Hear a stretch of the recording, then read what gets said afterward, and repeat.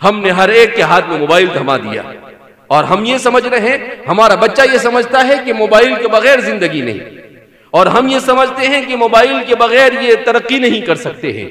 میرے بھائیو، دوستوں اور بزرگوں، اگر ان موبائلوں کی وجہ سے ہماری بیٹیوں اور ہماری نسلوں کا ایمان ضائع ہو رہا ہے تو اس موبائل سے زیادہ ہلاکت خیز کوئی چیز ہمارے لیے نہیں ہو سکتی ہے۔ یہ جہنم کی طرف ڈھکیل رہے ہیں ہمیں۔ یہ ایک شیطان ہے جو انسانوں کو شیطنت کی طرف لے جا رہا ہے۔ شیطان نے اللہ کو چیلنج کیا تھا، کیا کہا تھا اس نے اللہ کو؟ لَآتِيَنَّهُم مِّن بَيْنِ أَيْدِيهِمْ وَمِنْ خَلْفِهِمْ وَعَنْ أَيْمَانِهِمْ وَعَنْ شَمَائِلِهِمْ کہ اللہ میں انسان کو گمراہ کرنے کے لیے اس کے سامنے سے آؤں گا، اس کے پیچھے سے آؤں گا، اس کے دائیں سے آؤں گا، اس کے بائیں سے آؤں گا، ہر طرف سے پورا زور لگا دوں گا کہ کسی طرح سے اسے کیا کر دوں؟ گمراہ کر دوں۔ تو یہ شیطان تو لگا ہوا ہے، مگر ہمارا کام ہے اس شیطان سے اپنے آپ کو، اپنے گھر کو، اپنی نسلوں کو کیسے بچایا جائے۔ تو میں کہہ رہا تھا کہ اس میں کہا کہ سب سے بنیادی وجہ یہ کہ ہم ہمت اور حوصلہ نہیں کرتے برائی کو چھوڑنے کا اور نیکی کو کرنے کا۔ اور کہا اس کا علاج کیا ہے؟ کہا اس کا علاج یہ ہے کہ امت اپنے آپ کو اللہ کی کتاب اور اللہ کے گھر سے وابستہ کر دے۔ کس سے وابستہ کر دے؟ اللہ کی کتاب سے اور اللہ کے گھر سے۔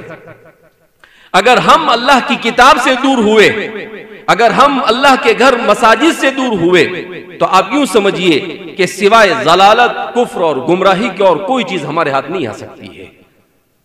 تو اس لیے کہا کہ قرآن اللہ کے رسول صلی اللہ علیہ وسلم کو دنیا میں ہدایت لے کر بھیجا گیا۔ آپ صلی اللہ علیہ وسلم کو جب ہادی بنایا تو سب سے پہلے آپ پر کس چیز کو نازل کیا گیا؟ قرآن کریم کو نازل کیا گیا۔ اقرأ بسم ربك الذي خلق خلق الانسان من علق اقرأ وربك الاکرم الذي علم بالقلم علم الانسان ما لم يعلم۔ ایسی خوبصورت 5 آیتیں نازل کی کہ جس نے پوری انسانیت قیامت تک کے انسان اس سے رہنمائی لے سکتا ہے۔ اللہ کو معلوم تھا کہ اس امت کا سب سے بڑا فتنہ یہ ہوگا کہ علم اور تعلیم کے نام پر اس امت کو گمراہ کیا جائے گا، اس لیے اللہ نے کہا پڑھ مگر اپنے رب کے نام سے پڑھ، کسی اور کے نام سے مت پڑھ، انگریز کے نام سے مت پڑھ۔ ہم نے آج انگریزی سیکھنے کو اپنے لیے بہت بڑا شرف سمجھ لیا۔ ٹھیک ہے، ایک زبان کی حیثیت سے ہم اسے ضرور سیکھیں، وہ دنیا کی ضرورت ہے، مگر ہماری آخرت کی ضرورت ہمارا اپنا ایمان ہے۔ ہمیں اس سے زیادہ اس کی فکر ہونی چاہیے۔ لہذا ہم نے اپنی ترجیحات کے تعین میں غلطی کی کہ ہمیں پہلے اپنے ایمان کو بچانے والی چیزوں کو اوپر محنت کرنی چاہیے، اس کے بعد ہمیں اپنی دنیا پر محنت کرنی چاہیے۔